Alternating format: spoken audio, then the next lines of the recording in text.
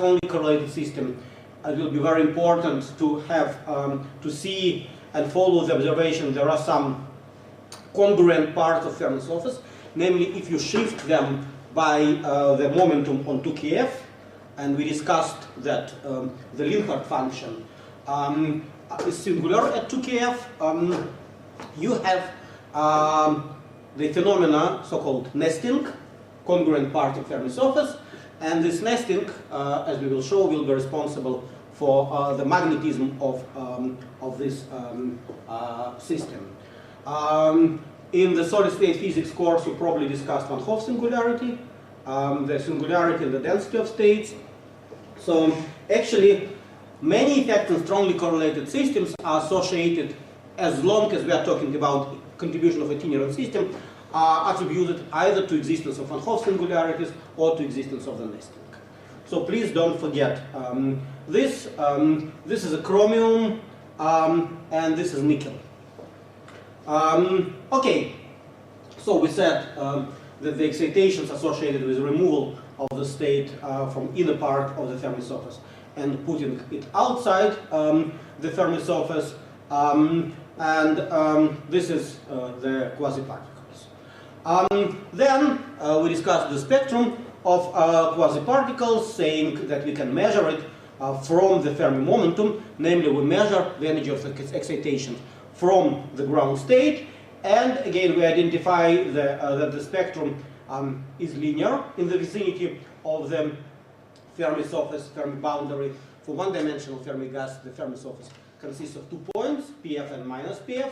For two-dimensional Fermi gas, this is a Fermi circle. For three-dimensional gas, it's a Fermi sphere, and the spectrum is linear in the vicinity of the Fermi surface. Then we discussed the processes associated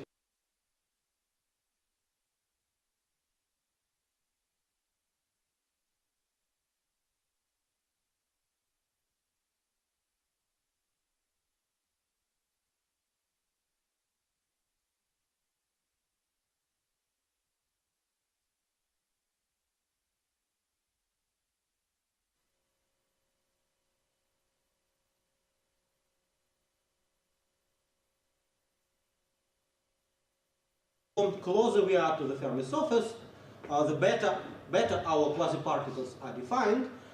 Namely, in order to have a quasi-particles well defined, we need to fulfill the condition that the decay rate should be smaller than the energy, which means that the inverse lifetime is sufficiently large.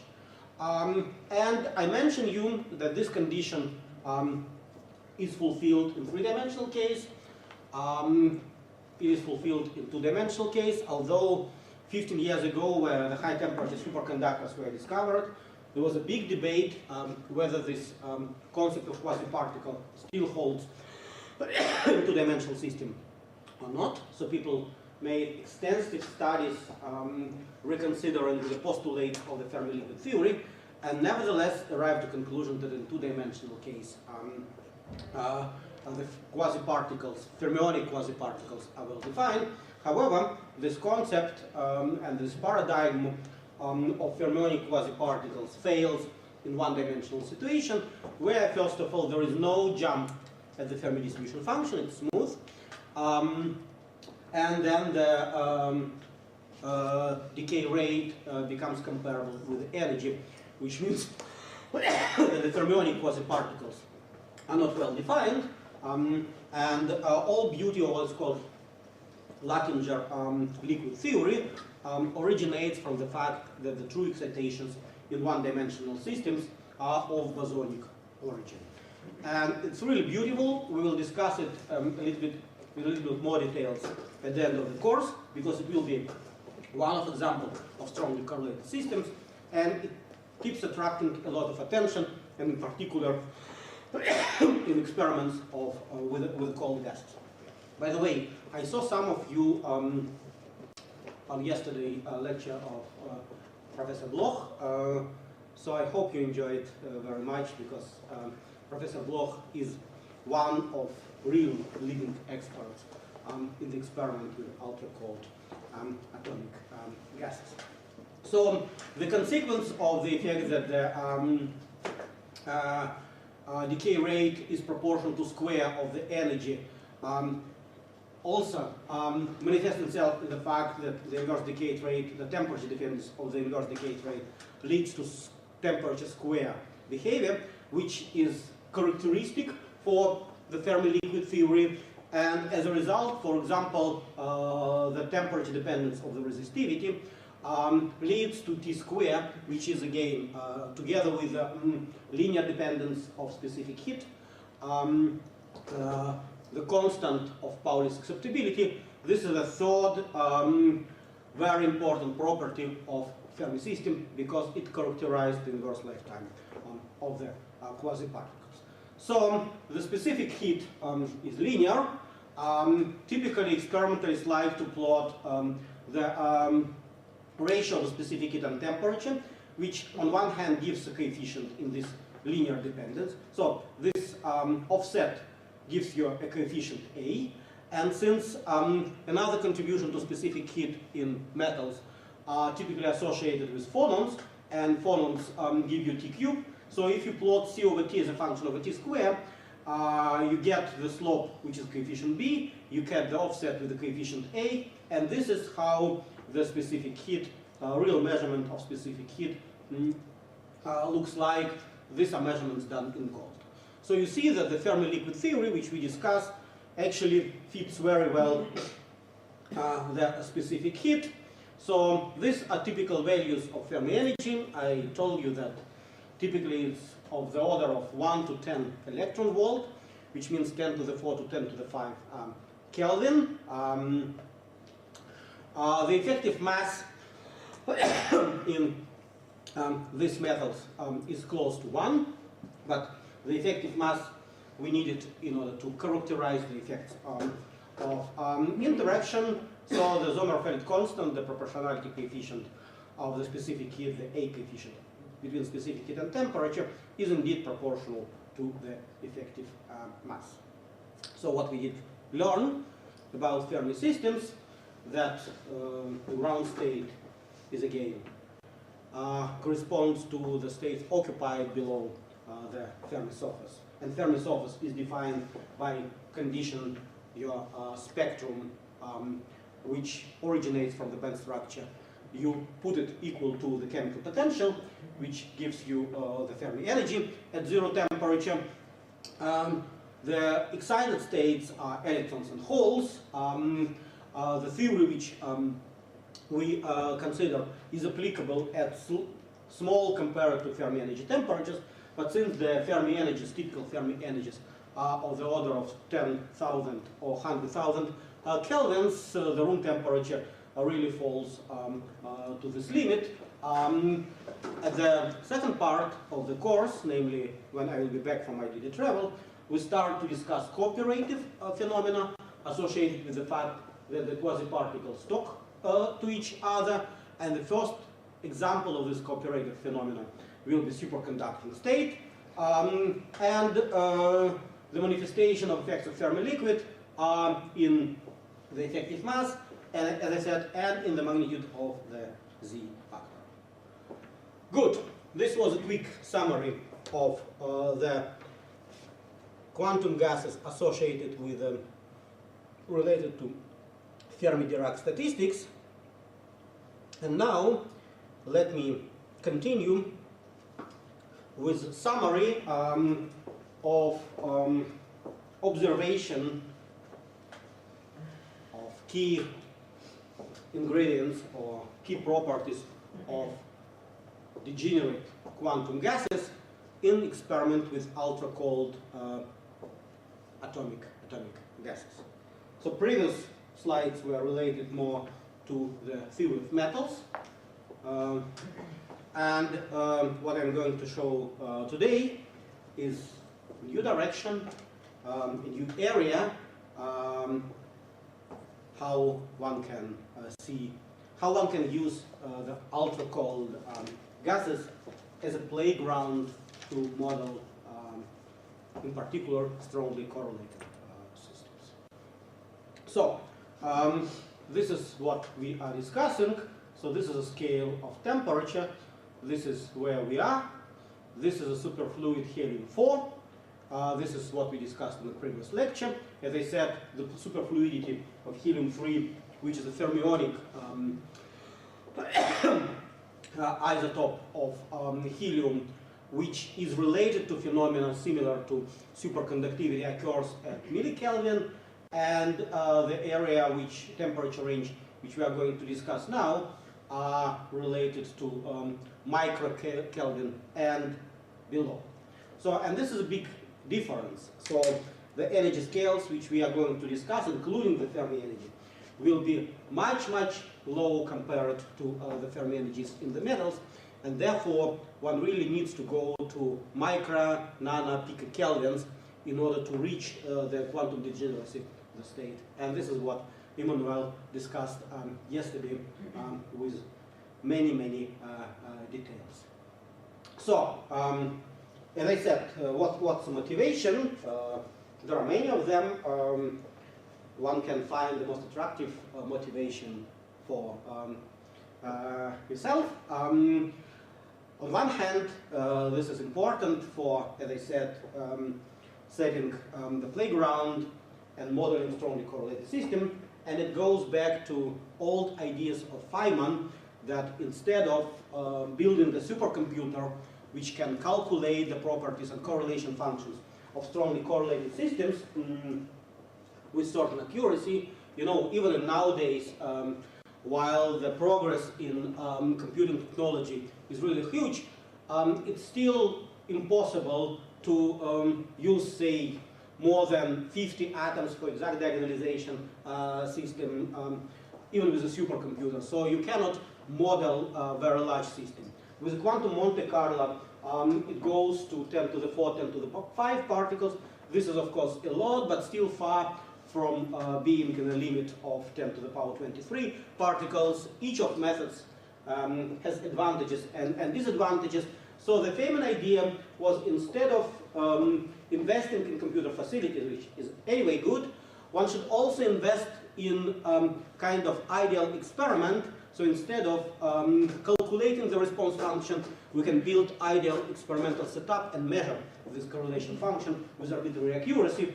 And this is what happens with ultra-cold gases, that many measurements which are done with a 10 to the 9, 10 to the 12 particles really provide almost ideal measurement, high accuracy measurement. So this is a system to model strongly correlated systems, such as high temperature superconductors, insulators, study superfluid insulator transition, which Emmanuel was talking about yesterday, study cooperative phenomena associated with body-body localization, and so on and so forth. Sorry, sir. Just a quick question. Is there any difference between a cold atom and a ultra-cold atom? We will talk about it. It depends what you assume as ultra.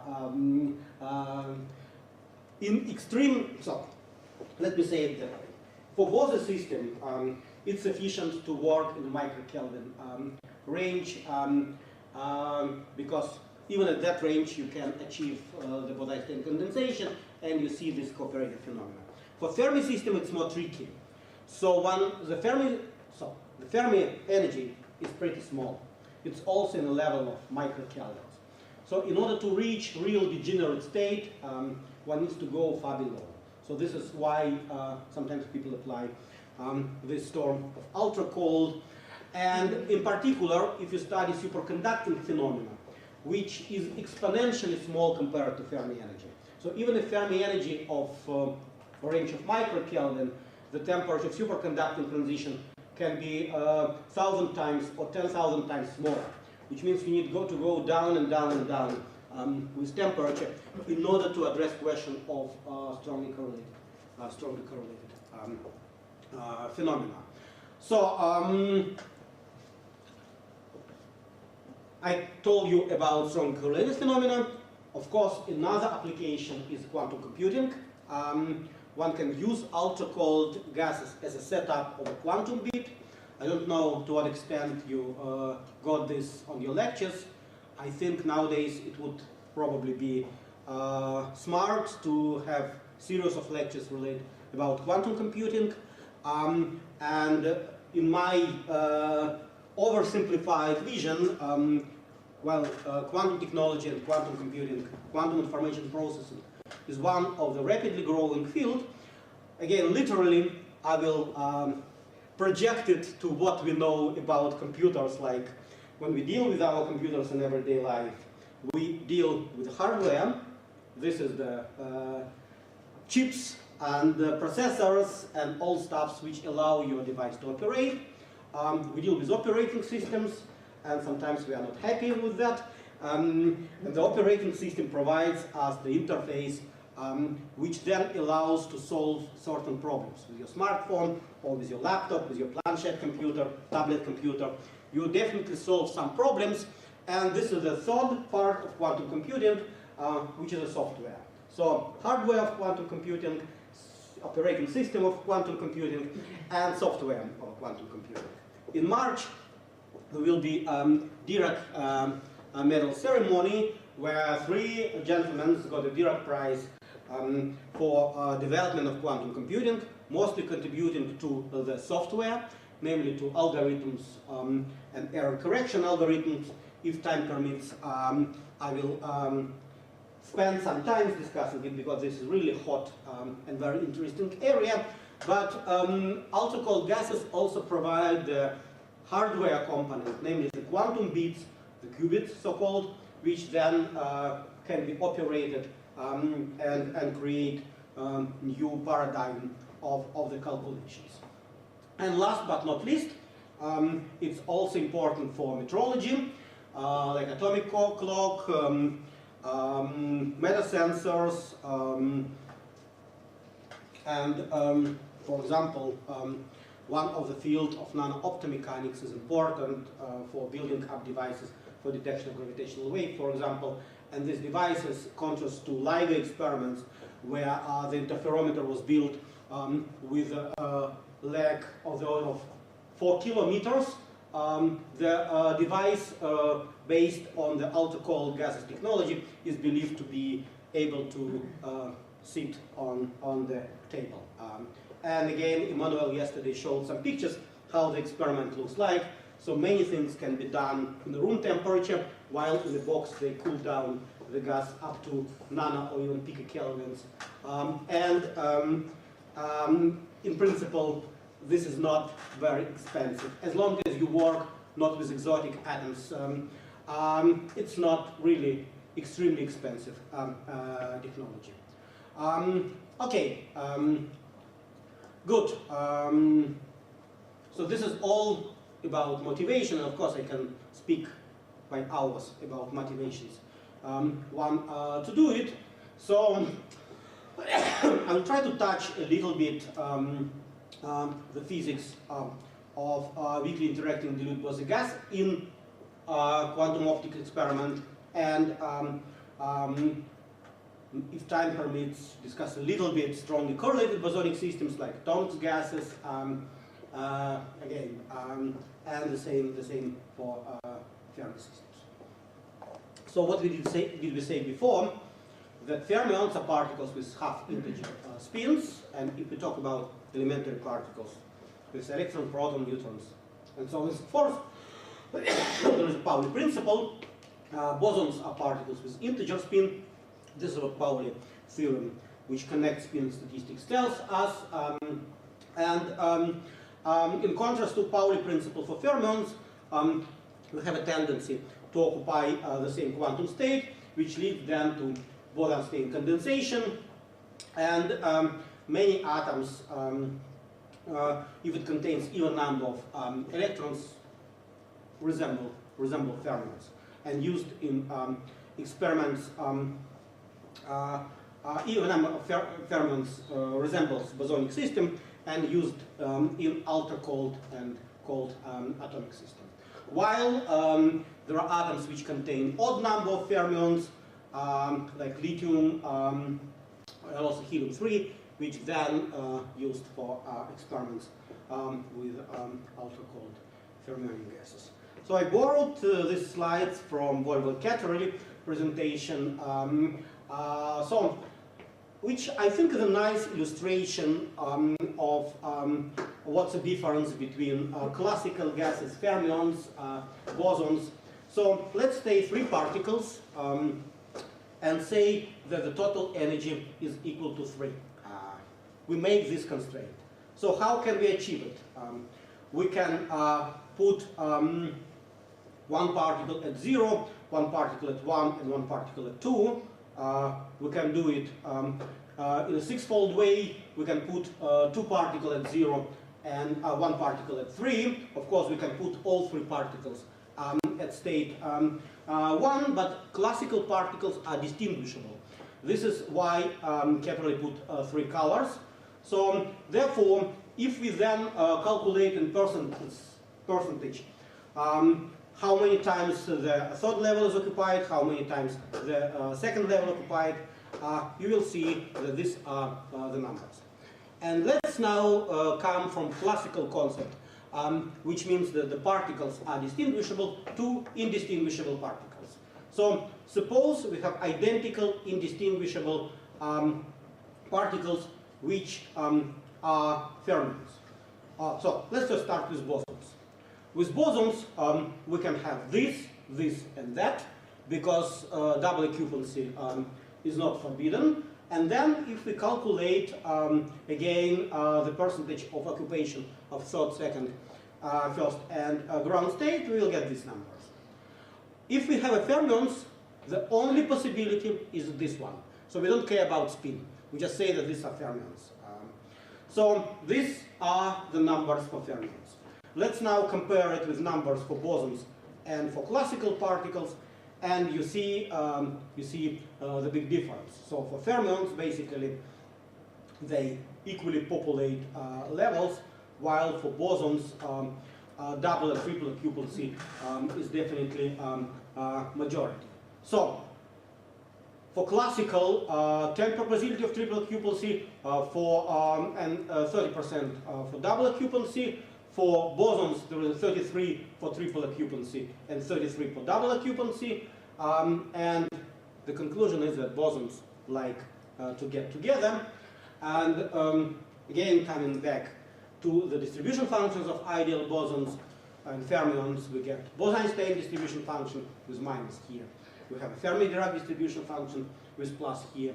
And if we take the classical limit, which means that the occupation number should be much smaller than 1, then we arrive to Boltzmann statistics, which is a limiting statistic for both quantum Fermi and Bose gases. Namely, one can start with Boltzmann statistics, slow down the temperature to see how the degeneracy of classical properties occurs. Then you will get the statistical pressure, which I recommend you to calculate or to read about. And the statistical pressure is different for Fermi and Bose systems, because in one case we have a Pauli principle, and in another case we have a tendency for collective phenomena associated with the multiple occupation of the same quantum state. So let's again make a historical remark about Bose-Einstein condensation. These are 2 great physicists which invented this concept in 1924. As we discussed, and again, I hope my lecture helped you to understand what Emmanuel yesterday talking. The way we go from the particle corpuscular wave duality in Bose-Einstein condensation is as follows. We go from high temperature, where the distance between particles is much larger compared to the de Broglie wavelength, and then we can speak about bosons as particles, and then we lower down the temperature, and the de Broglie wavelength, which scales as inverse square root of the temperature, becomes larger and larger, and eventually we arrive at a situation where the de Broglie wavelength becomes comparable with the mean distance between particles, and this identifies as the temperature of the phase transition, temperature of the transition to BC state, and at 0 temperature you get a giant matter wave. We discussed the wave function of a condensate, which can be considered as the order parameter. So the wave function itself is the order parameter. We already discussed this concept in superconductivity when we discussed Ginzburg-Landau theorem. This is the order parameter, and this is giant matter state. So there are obvious similarities between ordinary gas and gas in a condensate and light. So in ordinary gas, it's divergent, incoherent, many small waves, many modes. In the Bose-Einstein condensate, it's diffraction limited, it's coherent, one big wave, and single mode, it's monochromatic. We discussed it with the wave function. So with ordinary light, we have pretty the same. It's divergent, incoherent, many small waves, many modes. But if we are talking about laser, it's coherent, one big wave, and single monochromatic mode of the laser. So you see, it's really one-to-one correspondence between two cooperative phenomena. So again, recapitulating what we discussed, we started with ideal Bose gas. We identify the temperature of the transition into BC state. We computed energy. We found that it depends on the temperature to the fifth half. We computed specific heat, and we computed the Gibbs free energy, and as a result, equation of state. So this is minus PV. And we have found that the pressure depends on the temperature to the power of 5/2. And besides, the pressure doesn't depend on volume, because only those particles who sit out of condensate contribute to the pressure. Again, I actually point out that like the Fermi energy in fermionic system, which is proportional to the 2/3 of the density, in the Bose system, the critical temperature to BC transition is also proportional to the 2/3.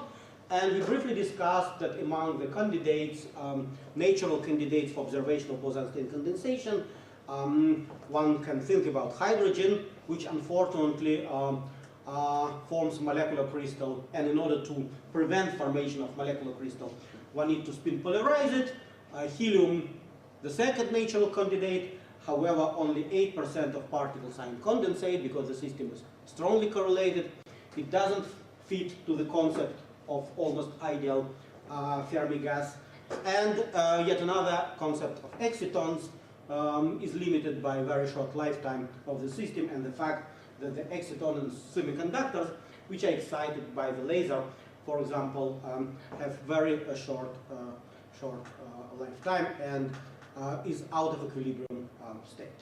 So the new playground comes with ultra-cold atomic and molecular gases, and this is what we are going to discuss in a few minutes. Again, the way we come from ideal gas to the weakly interacting gas was as follows. The critical temperature of BC transition is associated and identified as a temperature at which chemical potential becomes 0. However, in the interacting system, we can assume situation when our bosons, which interact with interaction strength G, which is then can be translated to the scattering wavelengths, and we are dealing with S-wave scattering planes, meaning that we are dealing with a spherical symmetric scattering, and of course we can also include the external potential, which provides us confinement. We said that weakly interacting limit means that this is dilute limit, that the gas parameter, which we identified, should be much smaller than 1. This is the Hamiltonian, and then we can identify the condensate wave function. This is again what we discussed on the previous lecture. We can do it by different means. For example, this is a way to do it with the density matrix. We can then write down the equation of motion for the condensate, which is across Itaevsky. equation.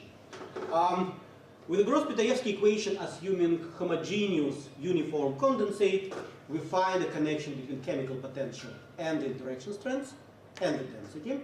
And again, the chemical potential, although being positive and finite, is assumed to be smaller than the critical temperature. This is a limit which we used. In a trap, so my calculations were done without trap. However, in the homework you will see some problems associated with the trap, so I motivate you to read and think about it. Actually, one can do many things similar to the concept of Thomas Fermi approximation, which I hope you discussed during the lecture for advanced quantum mechanics. Did you? When we discussed Thomas Fermi atom. Again, take the book of quantum mechanics, the favorite one, and read about it. And the way to derive the Gross-Pitayevsky equation, which I showed you on the blackboard, was related to computing the commutators. This is what we did. However, one can achieve it with a different way, and I will use the second method when we derive Ginzburg-Landau equations in the course of superconductivity. Namely, one can translate the Hamiltonian language to Lagrangian language. Again, I hope that in a classical mechanics, did you have a classical mechanics in your country?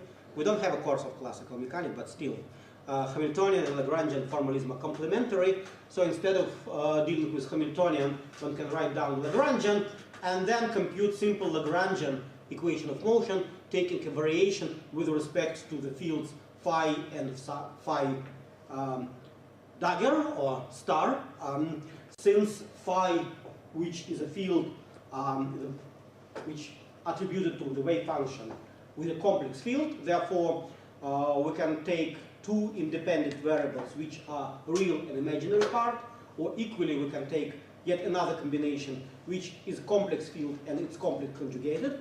They are linearly independent. We will do it taking functional derivative with respect to the field, and we arrived to the Lagrangian or Hamiltonian equation of motion for the system.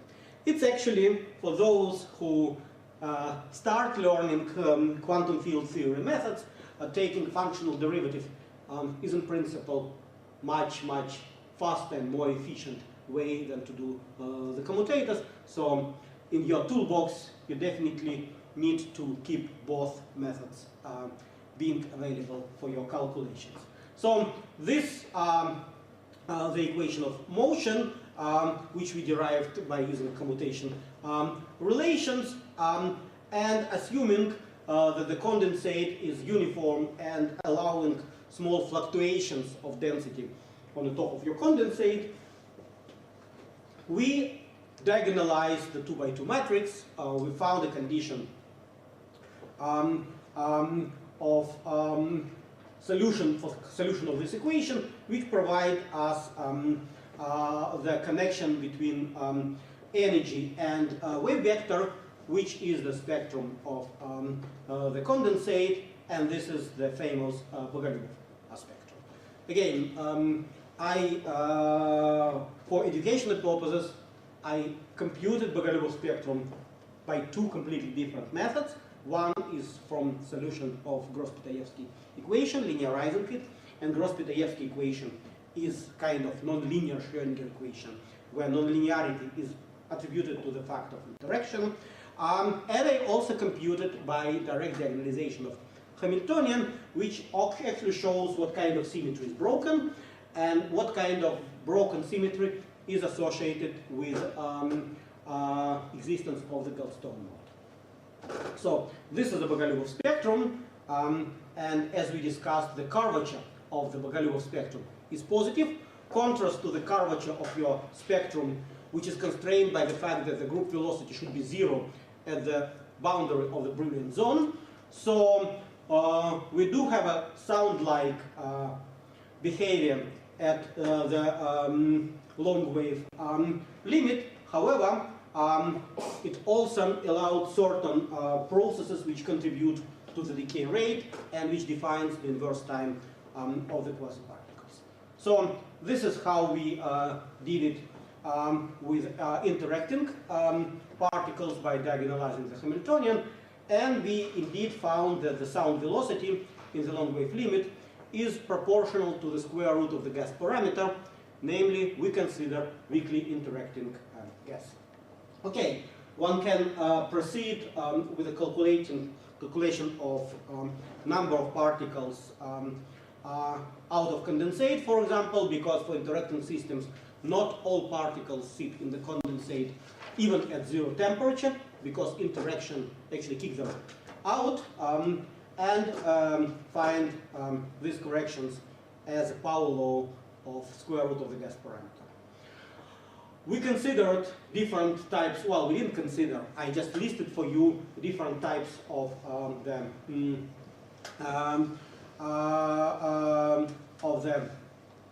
decay rates and physics of these decay rates. So-called Landau damping is attributed to the fact that your phonons can scatter on the density fluctuations, and this mechanism is dominant at finite temperatures. However, there is also a mechanism of decaying of one phonon on two phonons, and this is so-called Belyaev damping, which leads to the effect, namely the rate is proportional to the fifth power of the wave vector, while the energy of quasi-particle is proportional to the first power. So this effect is the only effect which is associated with finite damping rate at zero temperature.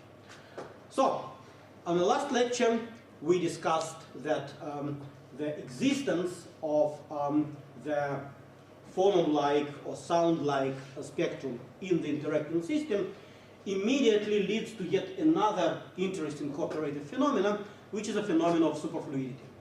We derived with very simple way of doing it the Landau criterion, and we made immediate observation that for ideal Bose gas, where the spectrum is parabolic, there is no way to satisfy Landau criterion, and that means that the superfluidity is not possible, while in the interacting Bose system, where the spectrum is sound-like, we do have the critical velocity, which gives us the criterion for existence of superfluid flow.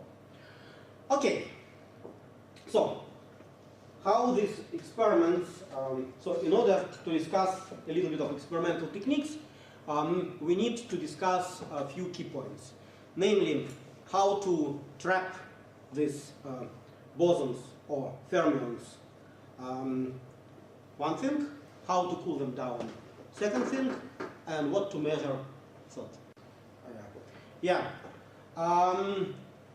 The first experiments were done with magneto-optical trap. So the atoms which people begin to study Bose condensation. Let me start with bosonic system first. Where a system where there are certain states associated with a high-profile interaction. This is why the magnetic coils are needed, and then it was a combination of magnetic trap and optic trap, because lasers were used to cool down the system to this extremely low temperatures. So, as I said, now we should not apply the box arguments anymore. We assume that our trap is given by confining potential. For simplicity, let's assume that this potential is parabolic. Here you see that it's actually parabolic only for few first levels, because parabolic potential, as we know from quantum mechanics, is characterized by equidistant position of the energy levels.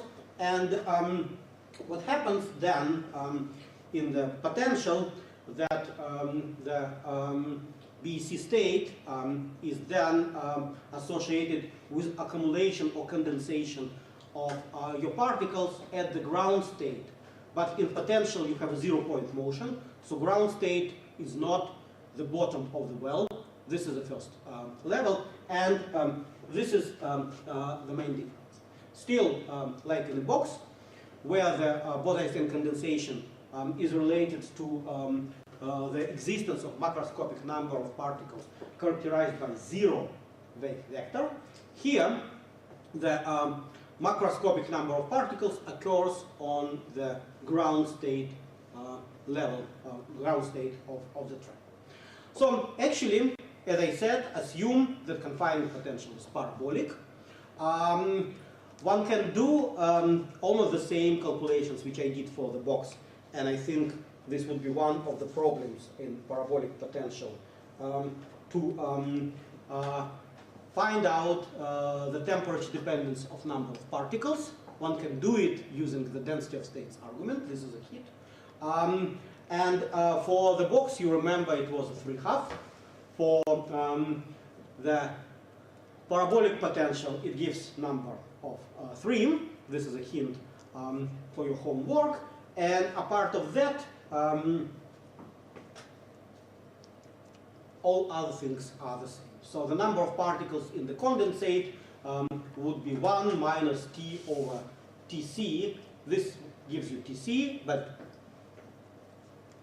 pay attention that the characteristic of the trap, namely the frequency of your trap, is there.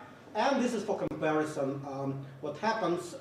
So if we consider liquid helium with a 10 to the 27 atoms per meters cubic, the typical distance between helium atoms is of the order of 1 nanometer, so this is 10 angstrom, and typical temperature of BEC transition is of the order of 1 Kelvin, while for the condensate, where the density is different by 8 orders of magnitude, the typical distance between particles is of the order of micron. So you see that this is 1 nanometer, this which means 10 to the minus 9.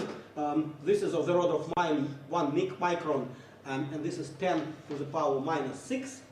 And this is a typical wavelength of the light. When you create the optical lattice, you should always remember for optical trap that the mean distance between minimums would not be like in a crystal in solid state physics or in metals, where this is of the order of angstrom. But this is of the order of wavelength of the light, which is 600 nanometers, or up to 1,000 nanometers, which is half of micron, 1 micron. And the temperature, as I said, the critical temperature is the same 6th order of magnitude smaller than the helium. This is a way how we come from low temperatures to very low temperatures to ultra low temperatures, and so on and so forth. So again, you may read reviews, literature, whatever. Unfortunately, in one lecture, I would not be able to explain everything. I told you that there are traps and optical lattices, which I will discuss a little bit later. And let me review quickly the main ways to cool down the system. In order to achieve these low temperatures, how it is done. Typically, people use different techniques to cool down to certain temperatures and apply yet another technique to cool down even further, and apply yet another technique to cool down to even much lower limit. So the first technique is so-called laser cooling, and this is very simple. The light, what is a temperature? Temperature in non-interacting system is a kinetic energy. So if you manage to slow down your atoms, which go, fly, if you make them slow, you reduce the temperature. So the light creates a pressure, and this pressure is a kind of force, which then the light acts on your atoms and slows them down. This is laser cooling. Then there is a Doppler cooling. And Doppler cooling is associated with the fact that your atoms is flying with a certain velocity.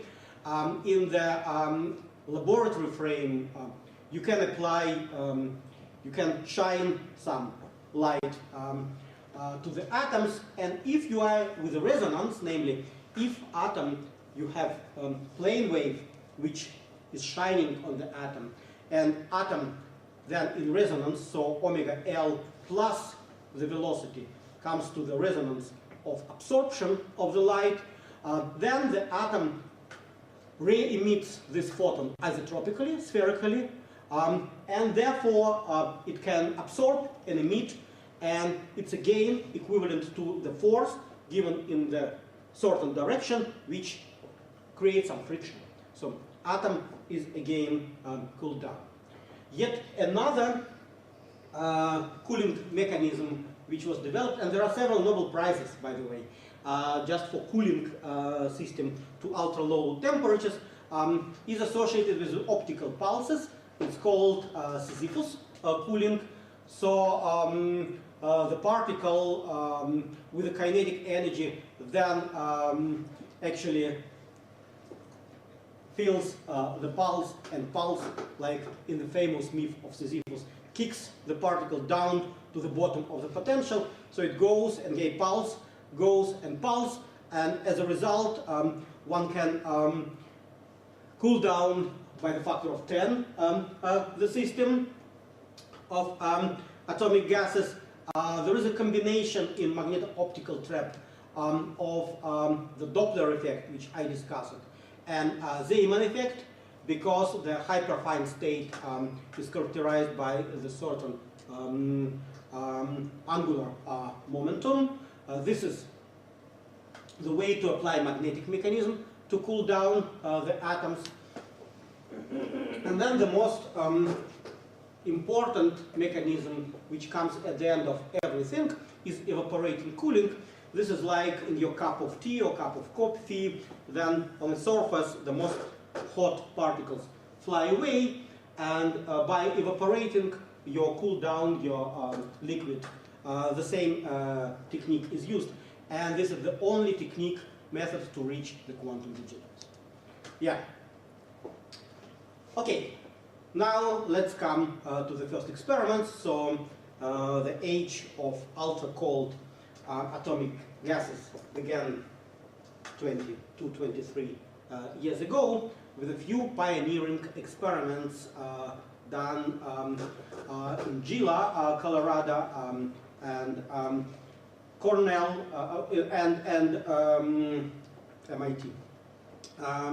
So again, I was still a student that time, and I remember how much effort people used to put the atomic hydrogen into BC state, and then people from completely different background, from completely different expertise, namely people from quantum optics, came, and they start to work with rubidium. And you see the hydrogen number in the periodic table is number 1. The rubidium has a number 87, which means it's almost 100 times heavy than the hydrogen.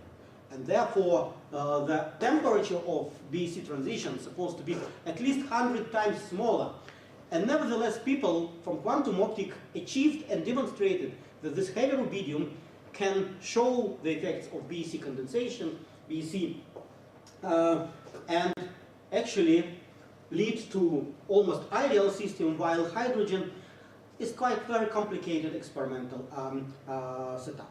So the ground state, as I said, was achieved at 1 microkelvin. This is how we define low temperature. And what did they measure? They measure the distribution function. This was time of flight experiment. So you see that at temperatures, at high enough temperature, the distribution function is characterized by Broad maximum, while lowering temperature, the maximum becomes sharper and sharper, which means more and more states are characterized by the small wave vector. So more and more states are accumulated at ground state, or which is the BC. So this is Gila experiment, and again you see sharp, almost delta functional peak with experiments on sodium.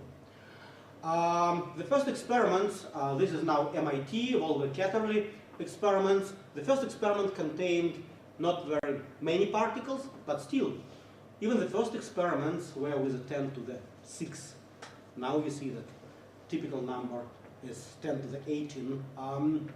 And This is a critical temperature. This was sodium experiments of MIT and rubidium experiment with Gila. Just was like 1,000 particles. Still, pronounced change of the distribution function from the broad peak to the narrow peak was observed in both experiments, and this is why these three gentlemen, Catterley, Dieman, and Cornell, got the Nobel Prize for the observation of BC phenomena. This is what we have in the real space. This is real space distribution. So, as I said, in a trap, one should invoke BEC condensation associated with a macroscopic number of particles in the ground state, which is uniform. In a trap, as I said, the particles occupy the lowest possible level of the trap, and since the trap is parabolic, which means that the coordinate dependence on the trap is such a way that the minimum of potential sits in the center of the trap, so the particles are really condensed in the center of the trap. This is what you see. So this is a wave function of the condensate, which demonstrates pronounced peak with the coordinate. Again, this is what happens above and below transition. And for those who didn't have time yesterday to attend brilliant lecture of Emmanuel Bloch, this is a typical picture how the experiment is done on the table with ultra-cold gases. Basically, this is quantum optics experiment. If you go, I work with quantum transport in semiconductors, and I used to go to lab to my friends experimentalists, and if you go there, you see the first thing you see is a lot of refrigerating technique, dilution refrigerator, because for nanotechnologies one needs to achieve not that low temperatures, the temperatures of the order of millikelvin, but still in order to achieve it with a piece of your semiconductor or piece of metal, one needs to use helium-3 actually, and the closed cycle refrigerator in order to cool down your, say, processor chip to that low temperatures. So you have a lot of things associated with DURs, which keeps the helium, and also refrigerating stuff. Here, the main ingredient of this quantum optics experiment is just lasers. You do optics, you have waveguides, you have mirrors, so, and there is nothing about helium, I mean, so this is a big difference, actually, and it makes also these experiments, in many cases, much less expensive. So there is also a way to do it on so-called on-chip experiments. Several groups work it by confining, like in nanotechnology, with a gate, with having kind of traps on a chip, which leads to miniaturization of the device. You see that everything becomes quite small. So this was about Bose gas. Let me again remind you what happens with the Fermi gas in the trap.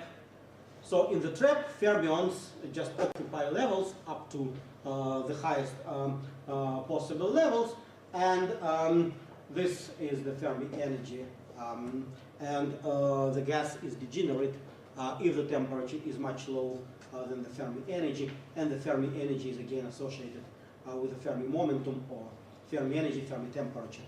This is a way how to recalculate or translate one quantity to another one. Again, what happens in the metals and ultra-cold gases, the density is 10 to the 30 of a meter cubic, so 10 orders of magnitude smaller. The mass of electron is 10 to the minus 30. Here we are talking about atoms, 4 orders of magnitude higher. The Fermi temperature is 1 eV here, is 1 microkelvin. So you see it's 10 orders of magnitude in the energy, and for you, since microkelvin is Fermi energy, in order to go to degenerate properties of Fermi gas, one needs to go to below Fermi energy, which means to nanokelvin, but if one needs to discuss superconductivity, which is related to exponentially small compared to Fermi energy scale, one then goes even below that. This is why ultra-cold limit is needed. So this is a typical room temperature rate. Here we need to have, in order to see 10 minus 2, which is realistic. The lifetime is infinite. This is a time of flight experiment.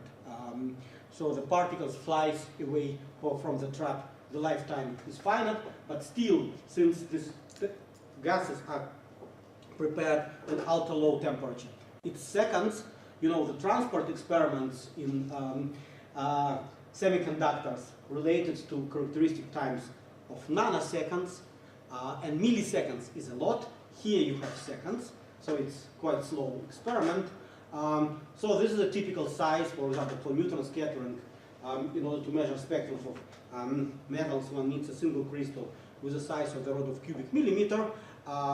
Here, in your trap or on chip, the size of your object you're measuring is of the order of micrometers, and you see the dramatic difference in the particle number. Well, this number is higher, of course, in nowadays experiment, but still, it's not 10 to the 24.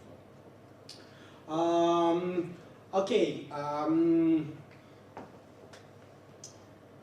We were talking about, maybe I skip it with a collision. It's not so important. Anyway, you didn't have a scattering theory. It would probably not be that important.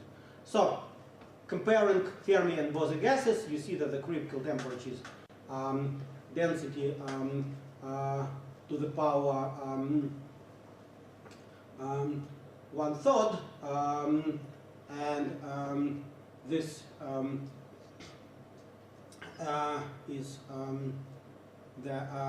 again, this is a trap. Don't forget that this is a trap. So the frequency of the trap comes in. Again, you will see it in the problem, because typical the critical temperature is density to the power 2/3. But doesn't depend, of course, for the box we don't have energy scale associated with the trap. These are now comparison of the experiment with Bose-Einstein condensate, where you do have a central peak. The particles are condensed in the center of trap, and Fermi C, where there is no peak because you have a Pauli exclusion principle and you have Fermi statistics. And you see the two isotopes of lithium, 6 is fermionic and 7 is bosonic, so one can even play with a mixture of fermions and bosons, and this is yet another beauty of the cold atomic gases. This is how experimentalists fit the statistics, and again, unlike the metals, where the room temperature provides you small parameter 10 to the minus 3, 10 to the minus 4, here we have not that small parameter, it's typically 10 to the power minus 1, but still the gases demonstrate behavior corresponding to degenerate quantum gases. So we discussed the equation of state. We computed energy, we computed entropy, this is a chemical potential, and the equation of state question was addressed in ultra-cold gases too, Bose and Fermi, and one of the important application that people doing this quantum optic experiment actually can model many things which related to astrophysics. For example, they can model the equation of state in neutron stars, while the density is smaller, but we will see that the interaction and in large density limit, one can also control the interaction. In neutron star, it's given by the density.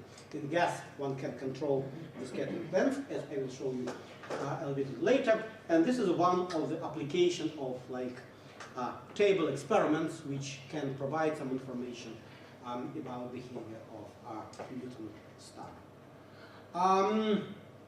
So, in many cases, the atomic gases which people study can also form molecular states. So, in principle, there are two sides of the very same coin. So gases can be either atomic or molecular. Therefore, there is a way to study so-called Bose-Einstein condensation, BC, to BCS transition, and BCS is superconducting. Like this is what we are going to discuss the week after the next. So, how people do it? So they can fine-tune the potential, the interacting potential, to provide a situation where there is bound state and then molecules formed, or there is no bound state and then the gas is atomic. And this fine-tuning can be done with a magnetic field.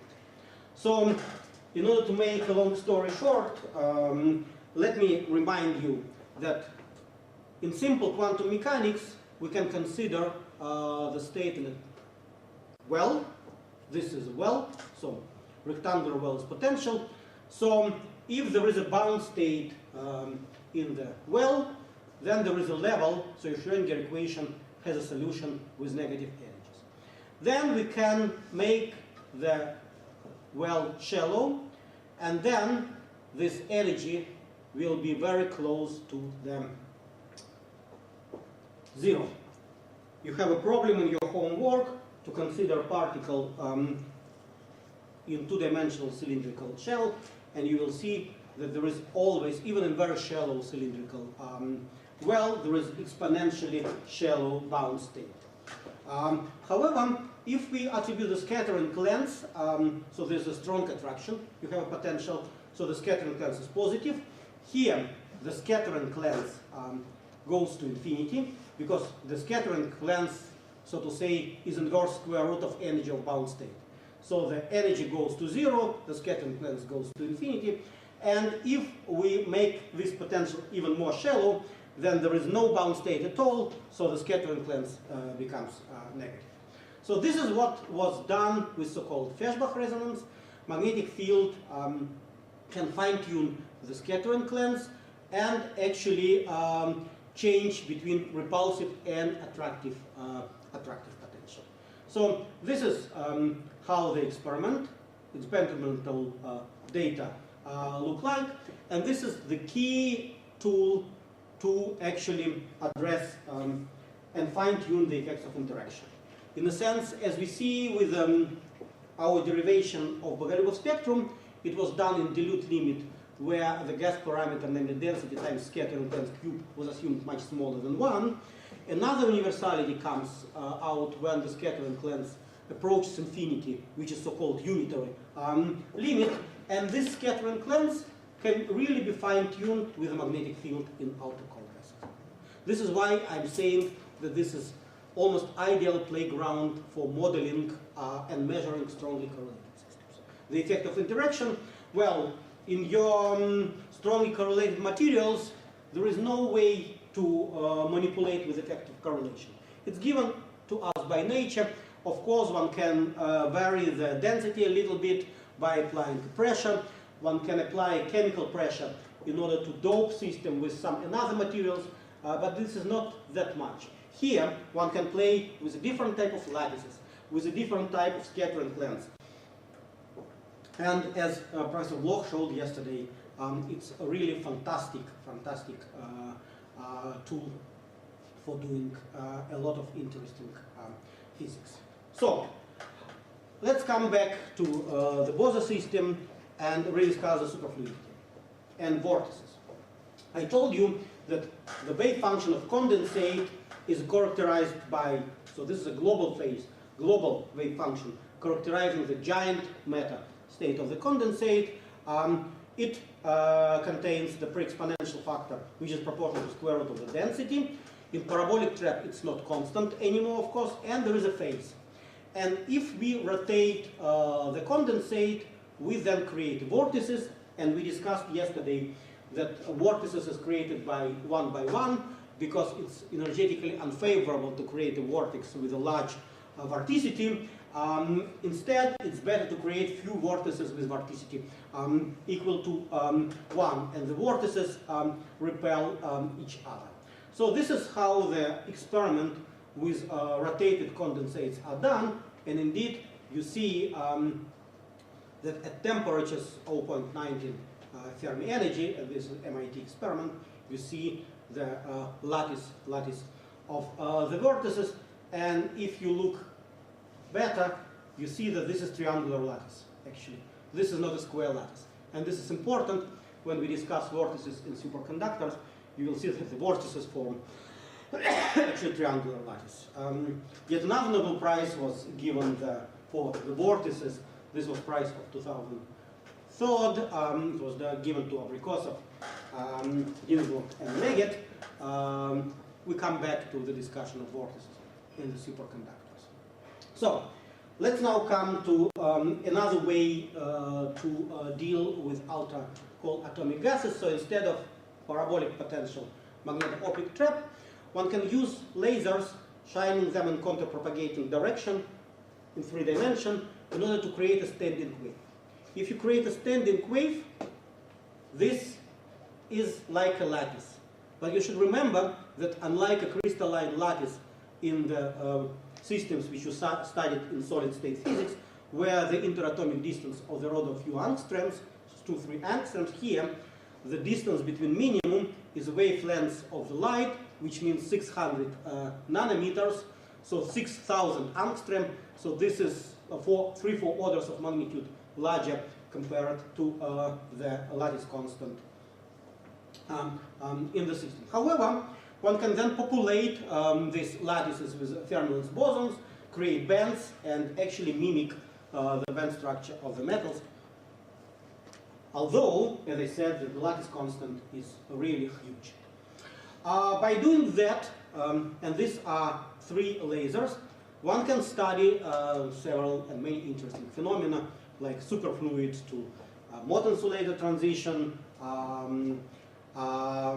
different types of magnetism in the system. This is what Immanuel Bloch referred yesterday.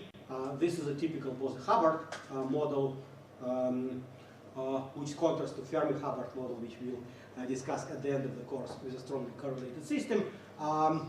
To introduce a disorder can be introduced by different ways. So one can take incommensurate wavelengths of the lasers, and then the potential will not be periodic anymore. This is what is done with modeling so-called Andrea-Brie models, or one can use a speckle, and speckle is like random reflecting light, which will then introduce disorder in your lattice. And again, those who attend the lecture of Bloch have seen that experimenters nowadays can make multi-component system when one component is completely immune to disorder, another one is not immune, and discuss the phenomena like many-body localization. They can spin resolve the system, namely they can consider up and down by doubling the lattice by creating the double well potential. Therefore, this is a spin resolve technique, and fantastically they can also measure some non-local correlations like non-local order parameter, which is a completely different paradigm. What we are going to discuss and what we have discussed so far is related to the order parameter, local order parameter. This is the basis of Landau theory of phase transition and Ginsburg-Landau theory. However, in many systems, in particular one-dimensional system, where non-local correlations are very important, and within U systems where topology plays very important role, the non-locality of the order parameter plays very important role. So these are a few slides showing this Mott transition, again playing with spins and playing with different types of lattices. One can consider competition between magnetism and frustrations, because the square lattice, as you probably discussed in the solid-state physics course, is bipartite. So it's compatible with antiferromagnetism, where you can put moments up and down such a way that you have a checkerboard pattern, while triangular lattice is not bipartite, namely if you put one up and another down and you want to have a staggered order, you have a frustration, because this spin on one hand wants to be opposite to this one, so to be blue, but on the other hand, it wants to be opposite to this one and to be red. And actually, frustrations are responsible for glassy behavior. This is another very interesting state of matter. So you see that by playing with different types of lattices with your lasers, you can also achieve that. So this is basically summary, and coming back to my first sentences of this lecture, that this is all along the ideas of Feynman, that one can build almost ideal system which allows to measure with high accuracy all correlation functions, and this is what this cold and ultra-cold gases are about. So this is all what I wanted to tell you today. Any questions? I have some questions. In the experiment with rubidium, they found the same critical temperature that was predicted in the theory for rubidium. Yeah, it's 99.9% particle sign condensate. Yeah. But the critical temperature is the same. Sorry? The critical Yeah, temperature yeah. is the same. They know the density, Yeah. and they know the parameters of optical trap, namely frequency of the trap. So they computed the critical temperature, and from there they identified that this is more than 99% particles are in the condensate. Okay. The vortex lattice that you show in the Postgraduate condensate is two-dimensional, or? You mean optical lattices or what? The vortex lattice. In two-dimensional, it's a good question. This is what your condensate is. In the on-chip experiments, it's mostly two-dimensional. However, if people are talking about magneto-optical trap and optical lattices, it depends on your optic setup. You can make two-dimensional, you can make one-dimensional, you can make three-dimensional. So these experiments, MIT group, are two-dimensional, where the vortices are just point-like. But in principle, you can create vortex lines, and yeah. Okay. And the last one, okay. Is it possible to build out optical lattice with X-ray, with short wavelength?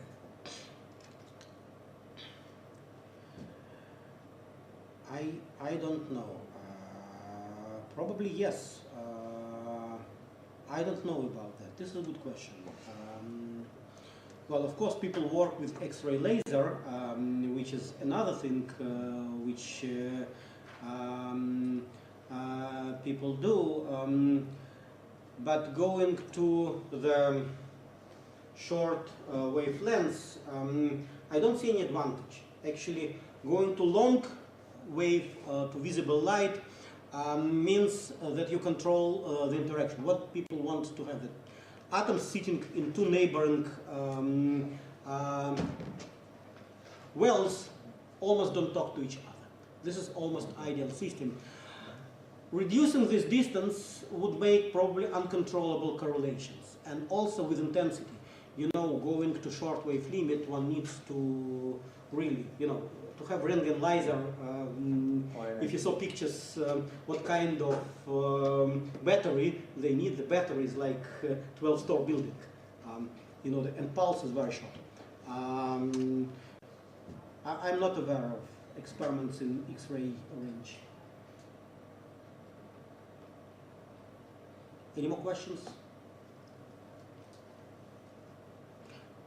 Okay, good. We are in the middle of our course. We finished 8 lectures. On Friday we'll have a tutorial, and my colleague Anton Parafila will come and work with you. I will be away next week and will probably not be able to respond to emails, and then we continue on Monday the week after next and start discussing superconductivity. And please, those who want to apply for mini research project, as I said, I will accept at most 2 persons. Tell it to me in advance. As a must, you have to tell it to me before exam. This is the deadline, because I would like to know and I would like to plan. Yeah, and we need to discuss, of course. Okay, good.